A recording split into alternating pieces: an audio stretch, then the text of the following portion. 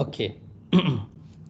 So, Bismillahirrahmanirrahim. Assalamualaikum and a very good morning to all of you. Thank you for joining the class today. So, hari ini kita akan continue our lesson in chapter 3, which is work and energy, and this will be the last ataupun the final subtopic lah for this chapter.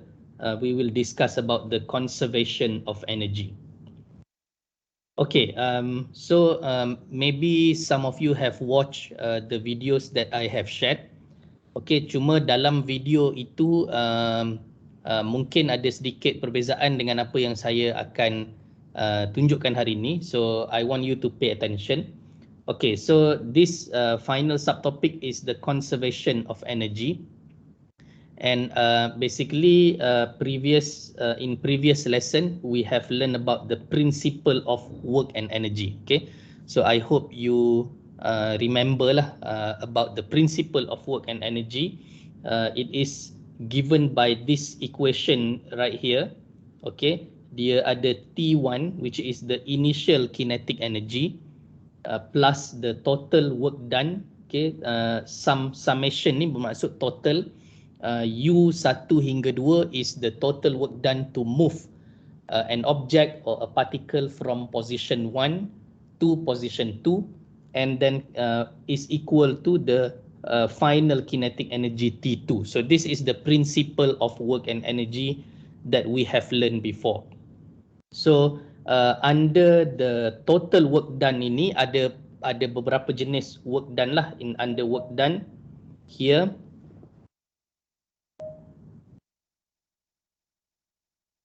okay, so under work done we have a few types of work done. Okay, yang kita dah bincang sebelum ni. Yang pertama kita ada work done by force UF, okay, which is equal to the force multiplied with the distance F kali S ataupun delta S.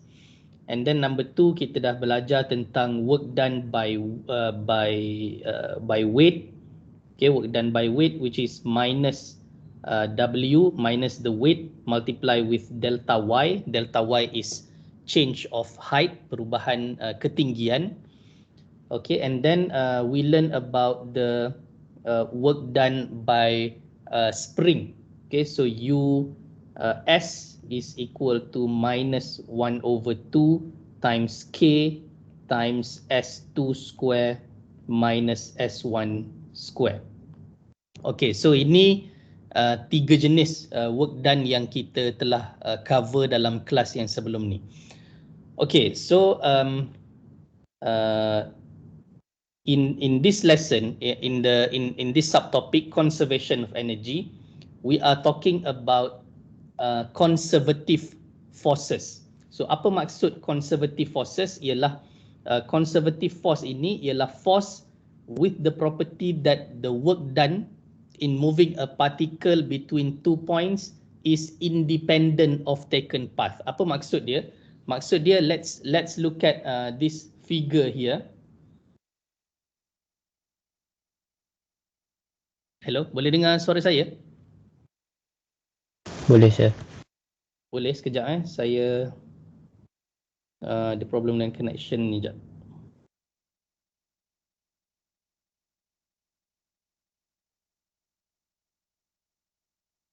Sekejap bagi saya 1 minit.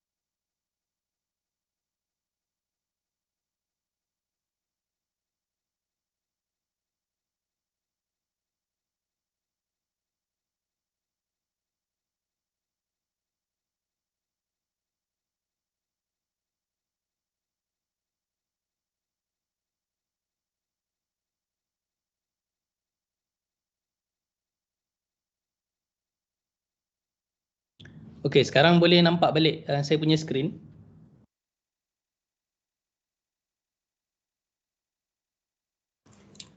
Boleh. Boleh nampak? Okey. Alright.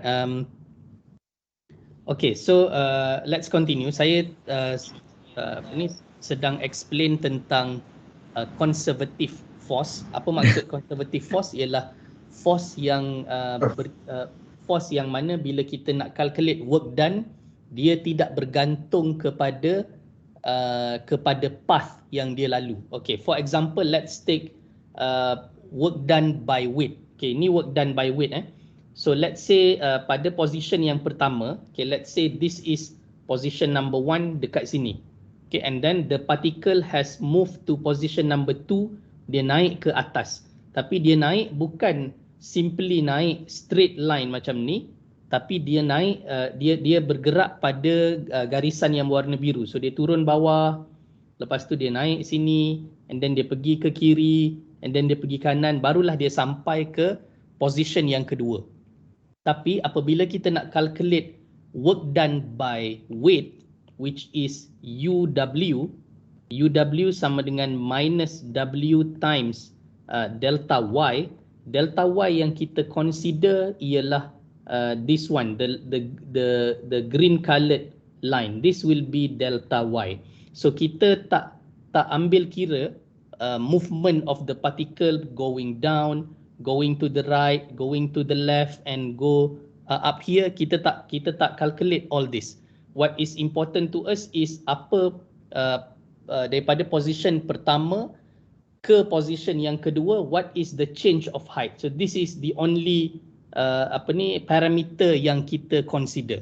So this is what is known as the conservative force, which means the force when we calculate the work done, it is not dependent on the taken path, on the path yang dia lalu, tapi kita hanya consider sebagai contoh work done by weight ini, kita hanya consider the change of height daripada position pertama dia naik ke position kedua. So kita hanya ambil ini sebagai delta Y untuk kita calculate the work done by the weight. Okay. So there are two types of conservative force. Yang pertama ialah by weight yang saya dah tunjukkan tadi, the work done by weight, which is also known as the gravitational potential energy. Okay, dan yang kedua, work done yang kedua yang juga independent of the path is the spring. Okay, work done by spring. What is important in this case is to know what is the value of S1 and also S2, and this is also independent of the path yang mana partikel itu lalu. So kalau weight ini kita fokus kepada delta Y. Untuk spring ialah S1 dan S2. So there are only two types of conservative forces, weight dan juga spring. So apabila kita lihat kembali kepada principle of work and energy tadi, so dalam case di mana when you see a problem that only has these two work done, iaitu work done by weight dan juga work done by spring, then this is known as the conservation of energy, iaitu there is no force yang bertindak pada dia. Tak ada force, external forces. Yang ada hanyalah weight dan juga spring force yang bertindak pada sesuatu objek ataupun partikel tersebut. Okay, and then another thing that I would like to highlight, if you watch the video that I have shared before, you will see that I am using another equation to calculate ataupun to solve the problem related to conservation of energy, di mana saya ada explain berkenaan equation T1 plus V1 is equal to T2 plus V2. Okay, this is known as the conservation of energy equation. So T1 ini sama macam yang kita dah belajar sebelum ni. This is initial kinetic energy. initial kinetic energy. T2 is the final kinetic energy. Okay, final kinetic energy. V1 and V2 here is the potential energy. This is potential energy. Potential energy, initial potential energy, and V2 is also final potential energy. So dia sebenarnya datang daripada conservative force inilah. So gravitational potential energy ni datang daripada weight, dan juga spring ialah elastic potential energy. Kedua-dua ini kita panggil sebagai potential energy. But dalam case ini, untuk avoid confusion, saya tak nak you confuse nanti, so we will not be using this equation. So kita tak akan gunakan equation ini, conservation of energy, but when you face problem related to conservation of energy, what I want you to use is still using the principle of work and energy. Sebab dia sama sahaja dan you akan still dapat jawapan yang sama. So tak payah nak remember too many equations. What you have to remember is only this principle of work and energy, T1 plus total work done is equal to T2. Okay, hanya remember yang ini sahaja dan tak perlu you nak fokus kepada equation conservation of energy di atas ini yang saya tunjukkan tadi. Tapi if you want to know about this, you can watch the video yang saya share di mana saya explain lah tentang this conservation of energy equation. Okay, tapi untuk you solve problem nanti dalam test ataupun dalam final exam nanti, just focus on using the principle of work and energy sahaja. Okay, do you have any question sebelum saya tunjukkan beberapa contoh? Ada apa-apa soalan?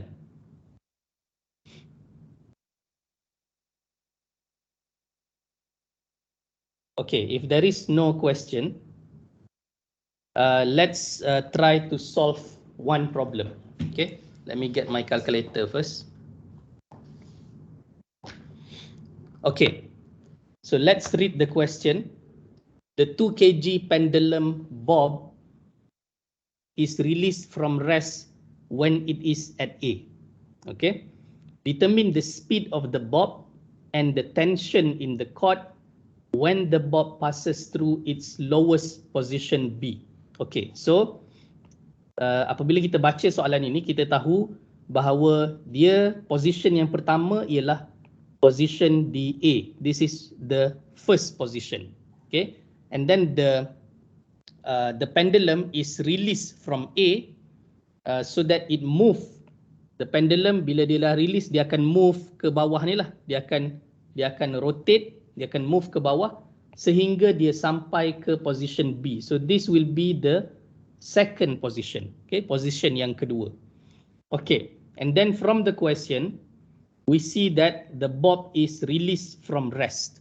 Okay, released from rest. So here we know that the initial kinetic energy T1 must be equal to 0 sebab dia release from rest. Okay, these are all the clue yang kita ada. Okay, and then when you look at the figure here, when we draw the free body diagram, okay, contohnya pada position yang pertama, kita ada weight mg ke bawah. Okay, this will be mg. Okay, and then we have the tension also. The tension force ni dia develop because ada tali attach kepada objek ni lah. So kita ada satu tension force pointing in this direction. Okay, this will be tension force. Okay, so pada position yang kedua, let's draw the bob ni, pendulum bola ni, something like that. Okay, and then kita boleh draw dia punya free body diagram di sini juga. This will be mg, and there will also be tension pointing up. Okay, so ini kita punya free body diagram. So if you refer to the free body diagram, there is no external force yang bertindak pada pendulum ini. So bila dia release di position yang pertama, pendulum itu rotate dan jatuh ke bawah disebabkan dia punya weight. Is only because of the weight. Tak ada force yang menolak dia ke bawah. So it is going down simply because of the weight of the pendulum. So going back to this slide here, there is no external force yang bertindak pada pendulum tersebut, and therefore this problem falls under conservation of energy lah. Dia fall under conservation of energy kerana UF tu tak ada, ataupun work done by force itu tak ada, because there is no external force being applied to the pendulum. Okay, saya harap you faham lah. Okay, so what we want to determine is the speed. Okay, so if we read the question here, dia cakap determine the speed of the bob and the tension in the cord. So untuk kita determine the speed tadi, kita dah tahu we are going to use the principle of work and energy. So T1 plus total work done is equal to T2. This will be the equation that we are going to use. Okay, so now we have to calculate the total work done dululah. So based on the free body diagram here, we know that the only work done yang ada di sini ialah work done by weight, UW. Okay, so UW is equal to minus W times delta Y. Okay, now the question is, what is delta Y in this case? Okay, ada siapa-siapa yang boleh bagi tahu saya apa delta Y dalam case ini, dalam problem ini? Just by looking at the figure, can you know what is the value of delta Y? 1.5. Sorry? 1.5. 1.5, exactly. Okay, kenapa 1.5? Let's draw.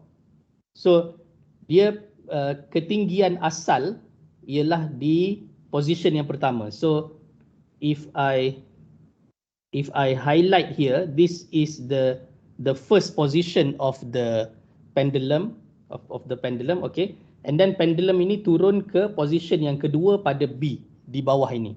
So basically the change of height is from here going down to here, to this. So we need to know what is this distance. Okay, what is this distance? And this distance is basically the same as what is given here, 1.5. So we know that delta Y is basically this height lah. Delta Y is this height. Okay, sampai ke bawah sikit lagi. Alright. So this will be delta Y.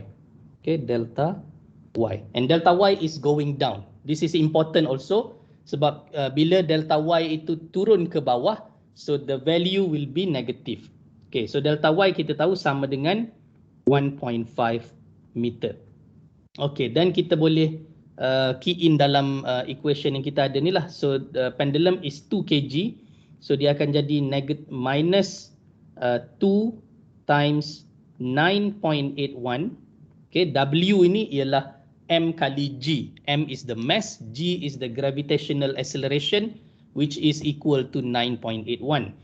Delta Y is negative 1.5 meter. Okay, so from here we will get the value of UW. Okay, berapa value UW? Let's calculate. Okay, 2 times 9.81 times 1.5. Sorry. 2 times 9.81 times 1.5 is 29.43. Okay, 29.43. The unit is joule. Okay.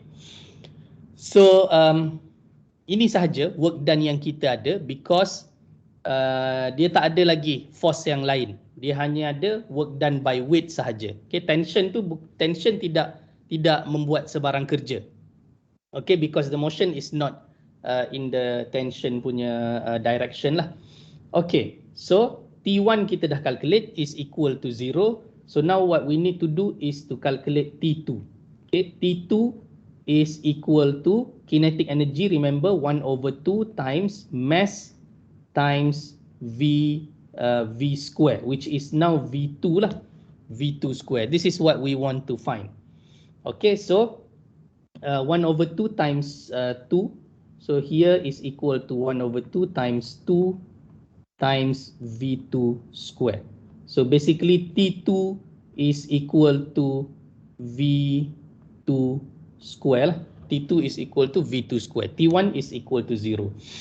Okay, so now we can combine all the values that we have. Okay, T1 kita dah ada.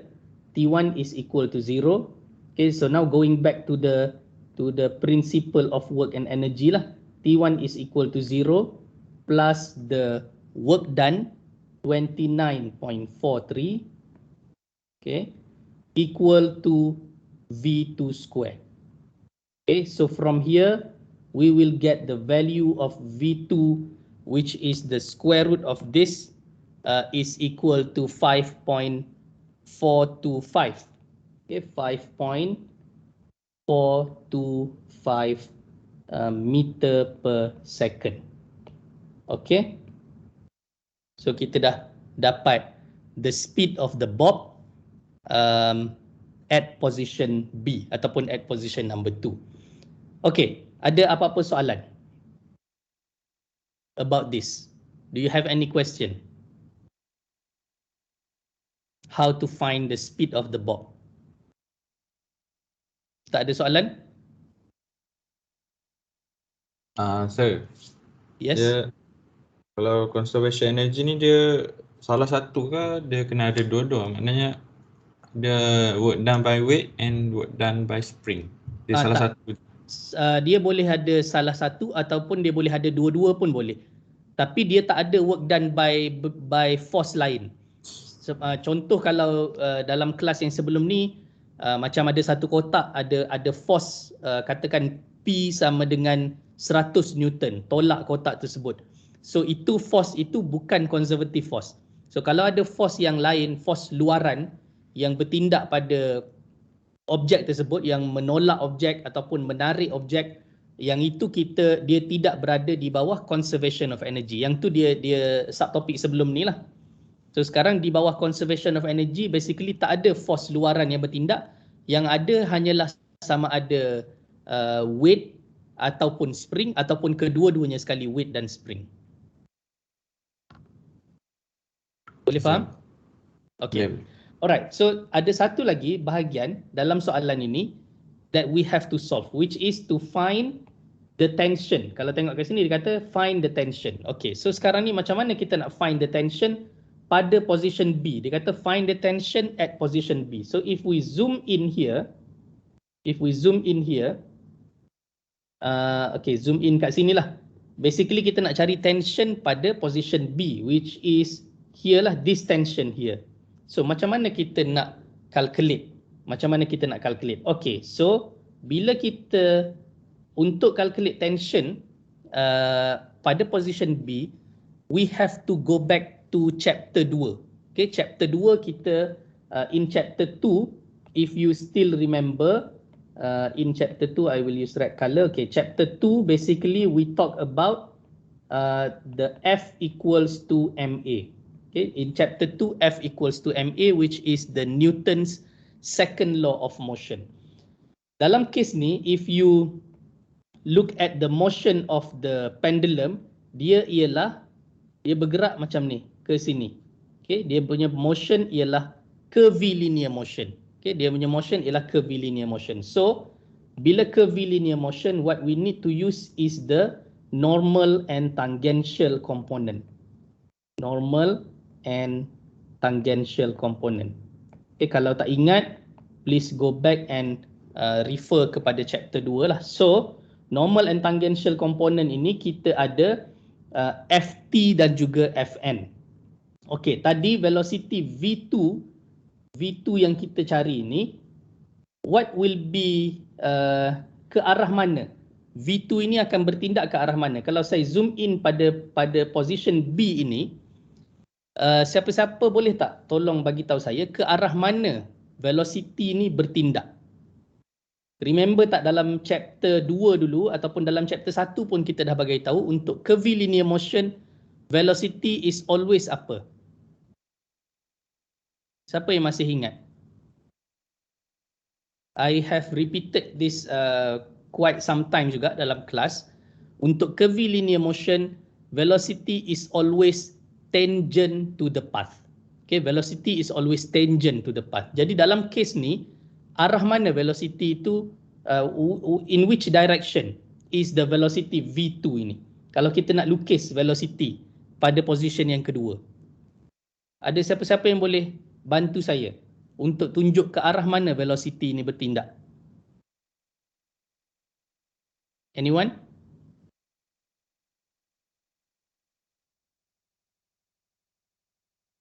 Let me call a name lah. Muhammad Khairil Fahmi ada?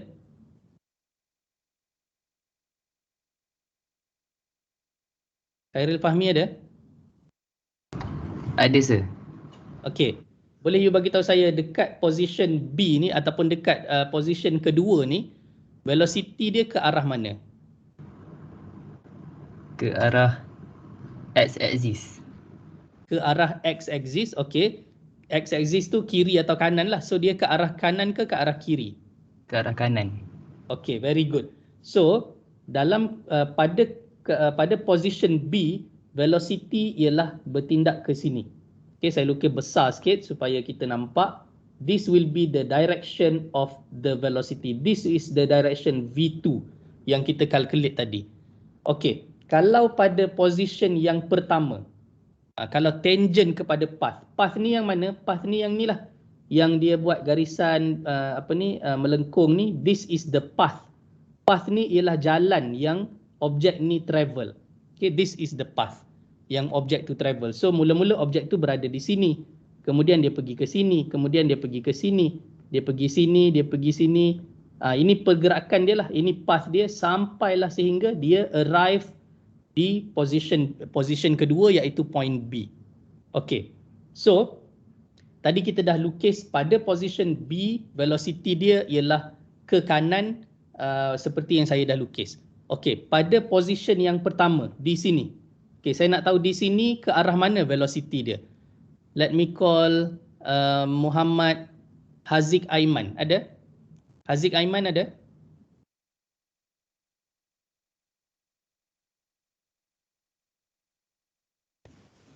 Yes, sir. Okey, Haziq Aiman. Pada position yang pertama ni, velocity dia ke arah mana?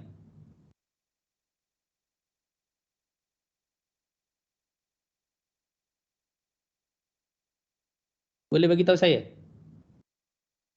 Tadi kita dah identify pada position kedua, velocity V2 dia bertindak ke arah kanan di sini. Sekarang ni kita nak tahu pada position yang pertama, ke arah mana velocity dia bertindak? Ke arah bawah. Ke bawah. Ke bawah. Okay, very good. Ke bawah. Which is correct. Okay, so pada sini dia bertindak ke direct ke bawah macam ni. Okay, this is V1. Okay, so inilah yang dimaksudkan dengan tangent to the path tadilah. Okay, so kita sekarang nak fokus pada position kedua sebab kita nak cari what is the tension. Kita nak cari tension T ni, apa value dia. Okay, tadi saya dah bagi tahu kerana dia ialah curvilinear motion, we have to use normal and tangential component ataupun coordinate system. So dalam case ini kita nak fokus kepada aksis apa ni? Yang ini aksis apa? Untuk yang saya bulatkan ni, aksis apa? Kalau normal and tangential, yang tension ni bertindak dalam aksis normal ke aksis tangential? Tangential axis ke normal axis? Normal axis. Siapa boleh? Sorry? Normal axis. Normal axis, very good. So this will be tangential axis ke sini. Normal axis dia pointing ke center of rotation. This is center of rotation, so this will be normal axis. Okay, so now kita tulis equation dia untuk normal axis based on chapter 2, what we have learned in chapter 2. Fn is equal to m times an lah. Fn is equal to Fn equals to m times an. Okay. An. What is An? An is equal to apa? Sebelum ni kita dah belajar juga dalam I believe in chapter 1 kita dah belajar, in chapter 2 pun kita ada repeat a few times. An is omega square r. Wait, let me remember. Omega square times r. Sorry, is omega r. Wait, is it omega r? An is omega r. Sekejap, saya check balik. Saya pun lupa juga. I think it's omega times r. Ada siapa ingat tak? Can you, if you have the previous note, saya confused dengan AT. AT is, wait, AT is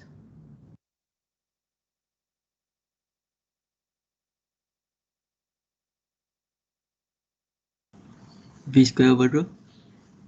V square over Rho. V, wait, yang tu An ke? V square over rho. Oh yes, okay. Thank you. Okay, An is V square over rho, betul. Okay. Sekejap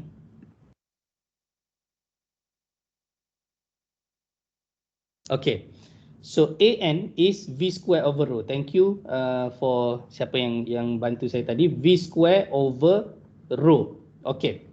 So sekarang ni now the problem is what is rho pula? Okay, apa value rho? Okay, rho based on what we have learned sebelum ni, rho ialah basically equal to the radius. Radius. Okay. So dalam case ni radius dia ialah this one lah. This is the radius from the center of rotation kepada objek tersebut. So in this case rho ialah sebenarnya sama dengan 1.5 juga, sama macam delta y tadi. So rho is equal to radius is equal to 1.5 meter. Okay, rho is equal to 1.5 meter. So when we go back to Fn, equals to Fn equals to MAN. So kita boleh tulis ini sebagai Fn is equal to mass times V square over rho. Okay, V square ni kita dah tahulah, V square is this one. V ni datang daripada yang kita dah calculate tadi. So rho is 1.5, kita dah identify. So sekarang kita hanya perlu tuliskan what we have on the side, on the left hand side. So ini basically is the summation lah, is the summation of forces in normal axis. So forces in normal axis, kalau you refer di sini kita ada dua force lah. Satu tension, satu is the weight. Okay. So kita boleh tulis, saya tulis di bawah ini, T, the T dalam case ni bukan kinetic energy. T here refer to the tension of the rope lah. Okay, T minus dengan mg. Okay, mg dia menghala ke bawah, mg is pointing down, so mg sama dengan negatif lah. Okay, sama dengan m is 2, m is 2, v square is 5.425 square divided by rho is 1.5. Okay, so mg ni mg pun kita tahulah, mg is 2 kg. This is 2 kg times 9.81. Okay, 2 times 9.81. So from here kita boleh dapat the value of tension T is equal to berapa? Let's calculate. 2 times 5.425 square divided by 1.5, okay, plus dengan 2 times 9.81. So kita dapat 58.86, okay, 58.86 Newton. So this will be the tension. Alright.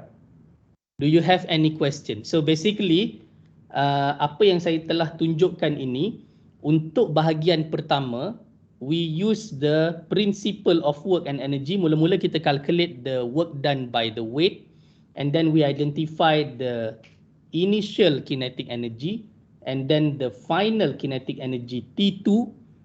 Okay, and then we key in the principle of work and energy so that we get the value of velocity of the speed V2 pada position ini. What is V2? Okay, this is what we did for the first part of the question. In the second part, when we want to calculate the tension, we go back to what we have learned in chapter 2, and because this is a curvilinear motion, we have to use normal and tangential component ataupun coordinate system, which is in this case the tension is acting in the normal axis. So we use Fn equals to MAN, and AN ini based on what we have learned in chapter 1 and chapter 2 is equal to V square over rho. Rho is basically the radius. So dalam kes ini, radius dia ialah daripada center of rotation ke object is equal to 1.5 meter. Okay, kita dah identify the value of the radius. And on the left hand side ini, kita list down all the forces acting dalam normal axis lah. So we have here tension and also the weight. Okay, so on the left hand side is tension minus the weight.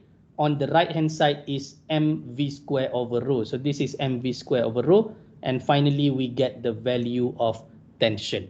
Okay, so do you have any question for this calculation? Ada apa-apa soalan?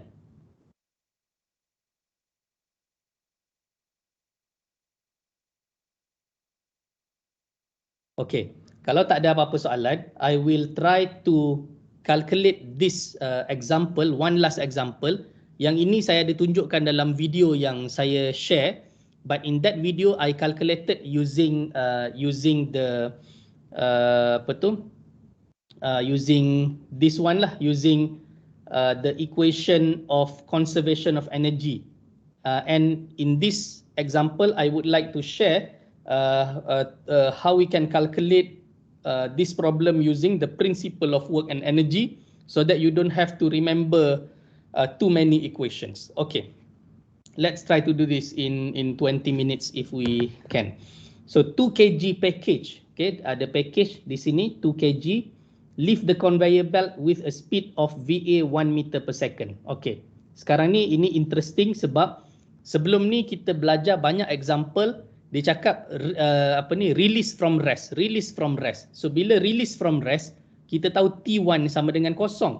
But in this case, dia bagi tahu dekat A ni dah ada speed dah ada velocity VA sama dengan 1 meter per second. So in this case, bear in mind T1 initial kinetic energy bukan kosong. So it is not necessary that kinetic energy T1 tu initial kinetic energy is equal to 0. Not necessarily.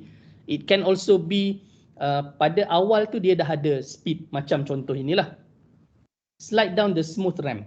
Determine the required speed. Okay, determine required speed the conveyor belt at B so that the package can be delivered without slipping on the belt. So dia nak tahu bila ini turun ke sini, what will be VB yang sepatutnya inilah. Also find the normal reaction force the curved portion on the ramp exerts if rho B is equal to 2 meter. Okay, so ini sama macam tadi. Dia nak kita find tadi dia nak kita find tension. Sekarang dia nak kita find the normal force dan dia beri what is the value of rho B. Okay, so macam tadi kita hanya gunakan AN sama dengan V square over rho lah. Okay, so if we draw, this will be the position of the box at point B. Okay, so dia dah bergerak turun ke bawah. Okay, so based on this, kalau kita tengok tak ada force yang menolak dia pun, cuma yang ada hanyalah perubahan tinggi. Dia berubah daripada position A, dia berubah ke bawah. Spring pun tak ada. So in this case, the only work done yang kita ada ialah by weight, work done by weight. Okay, so ada perubahan ketinggian. Berapa banyak perubahan ketinggian? Dia berubah daripada A turun ke B, dia turun di sini sebanyak 4 meter. Okay, this is the value already given, 4 meter. So this is basically delta Y. Okay, we already have our delta Y.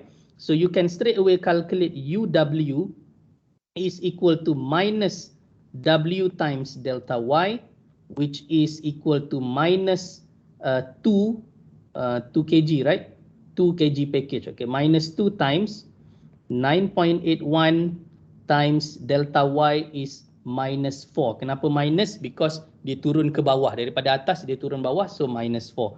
So we have UW is equal to, let's calculate, 2 times 9.81 times 4.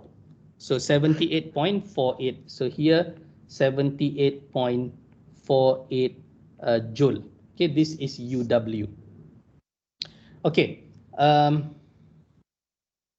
So next is to find initial kinetic energy. So sebelum tu kita tulis dulu, kita akan menggunakan T1 plus total work done, okay, is equal to T2.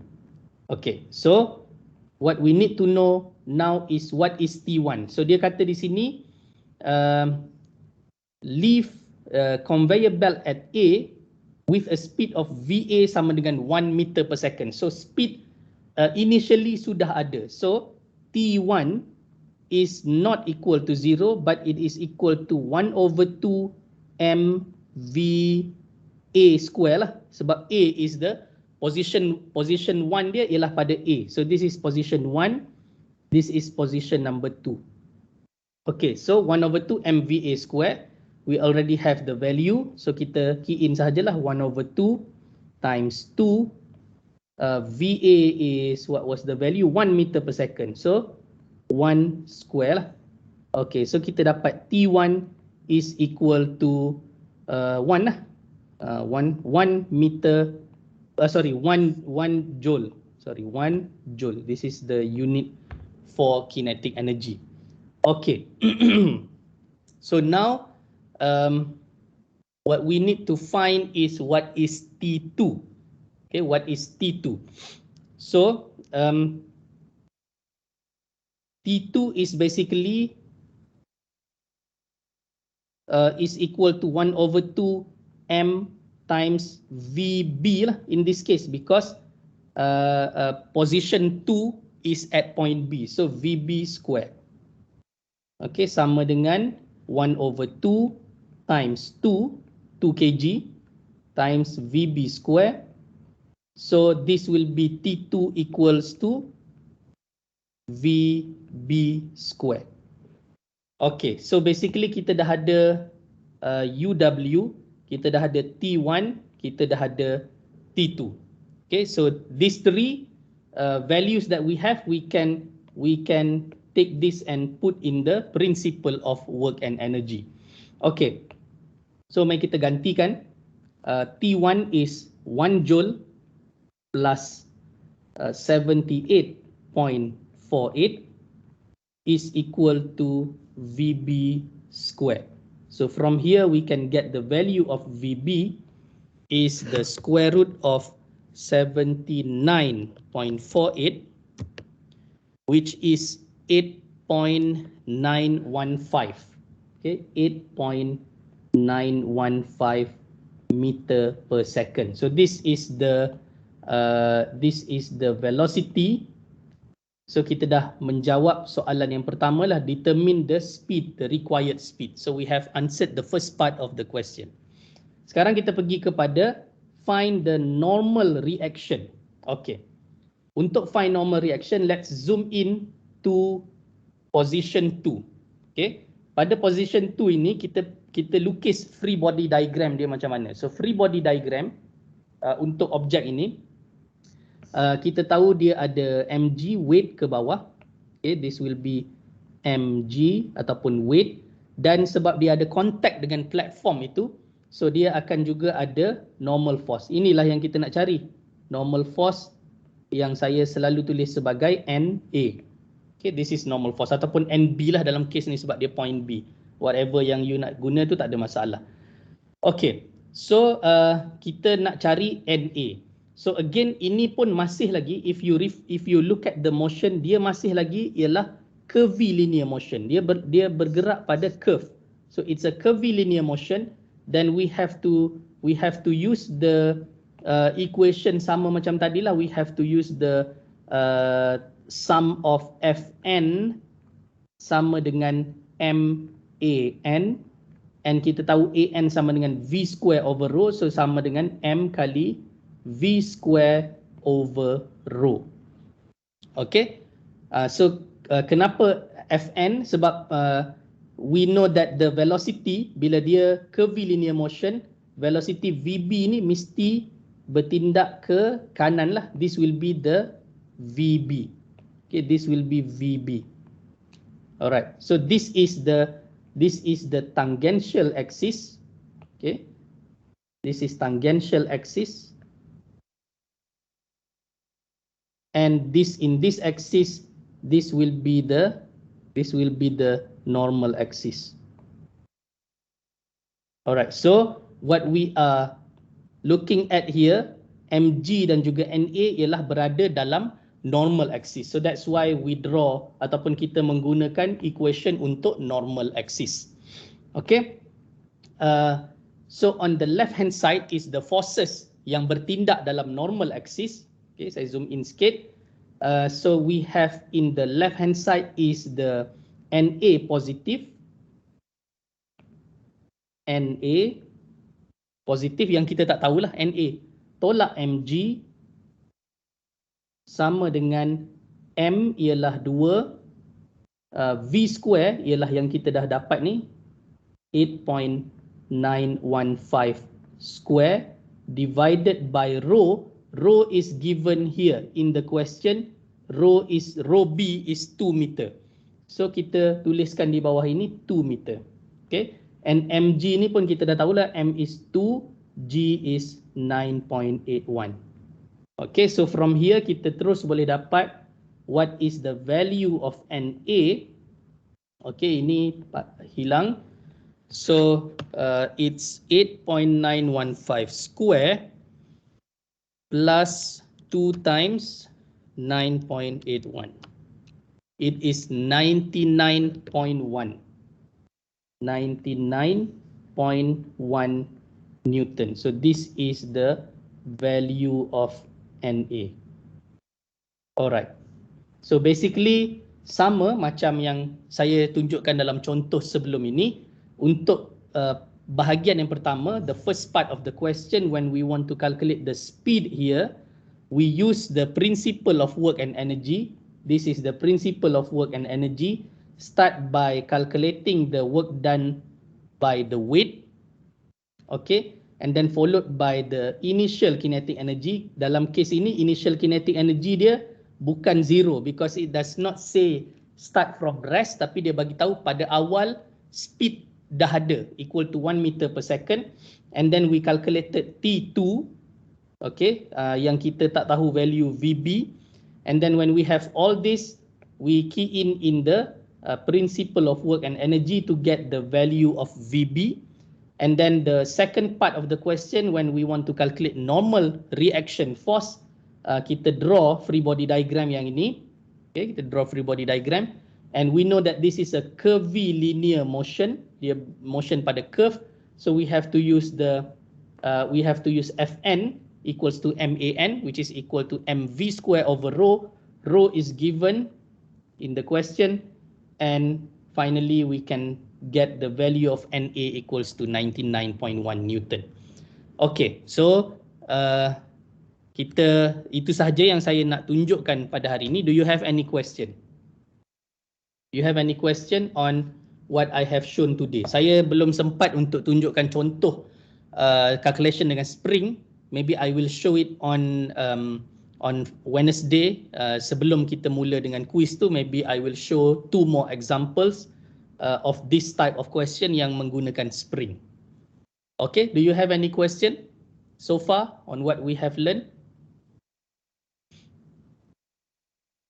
No question? So basically for the conservation of energy, if you refer to the videos that I have shared, saya explain berkenaan the equation T1 plus V1 sama dengan T2 plus V2, but I encourage you not to use this equation, but instead you use the principle of work and energy yang kita dah cover dalam kelas yang lepas supaya you tak confused. So you only need to remember T1 plus total U is equal to T2. So total U is the total work done lah. Dalam case yang conservation of energy, there is no work done by force. You hanya perlu calculate UW atau US ataupun kedua-duanya sekali kalau dia ada lah. Okay. So if there is no question, thank you for coming to the class today. And I will see you on Wednesday. We will continue a few more questions on this conservation of energy, which will be followed by quiz 1, quiz 2, quiz 3, quiz 4 lah, 4 quizzes. So I hope you will prepare yourself for the quiz, and I will see you again on Wednesday. Thank you. Assalamualaikum and have a good day. Thank you, sir. Thank you, sir. Thank you, sir. Thank you, sir.